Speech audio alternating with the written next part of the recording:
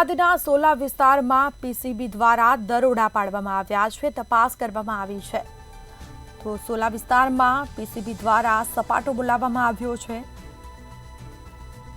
તો બંગલામાં જુગારધામ ચાલી રહ્યો હતો અને તે સમયે તપાસ કરવામાં આવી. દિલીપ પટેલ નામનો આરોપી જુગારધામ ચલાવતો હોવાનું સામે આવ્યું છે. તો 7 લાખ રોકડા સહિત 16 આરોપીઓની ધરપકડ કરવામાં આવી છે. તો બંગલામાં જુગારધામ ચાલુ રહ્યો હતો. પીસીબી દ્વારા દરોડા પાડવામાં આવ્યા અને તમામ જે મુદ્દામાલ છે તેને જપ્ત કરાયો છે. અમદાવાદના સોલા વિસ્તારમાં પીસીબીએ દરોડા પાડ્યા હતા. વધુ વિગતો સાથે સંવાદદાતા રવિ ભાવસાર ફોન લાઈન પર જોડાયા છે. જી, અમદાવાદના સોલા વિસ્તારમાં પીસીબીએ દરોડા પાડીને જુગારધામ ઝડપી પાડ્યું છે. શું છે વિગત?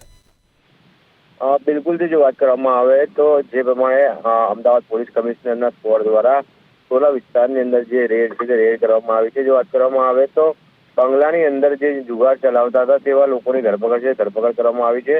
લગભગ જો વાત કરવામાં આવે તો 16 જેટલા જે આરોપીઓ છે તે 16 જેટલા આરોપીઓની ધરપકડ છે તે ધરપકડ પીસીબી દ્વારા કરવામાં આવી છે.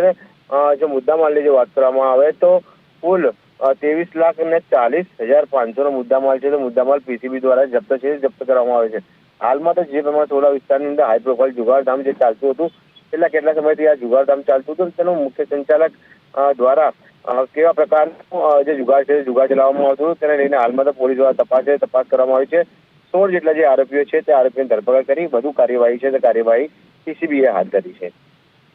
બિલકુલથી તમામ જાણકારી આપવા બદલ આપનો આભાર. તો પીસીબીએ દરોડા દરમિયાન જુગારધામ ઝડપી પાડ્યું છે, જેમાં બંગલામાં જુગારધામ ચાલતું હતું અને સાથે જ 16 આરોપીની પણ ધરપકડ કરવામાં આવી છે. કેટલા સમયથી જુગારધામ ચાલતું હતું તેને લઈને તપાસ કરાશે, પૂછપરછ થશે અને દિલીપ પટેલ નામનો આરોપી છે તે જુગારધામ ચલાવતો હતો.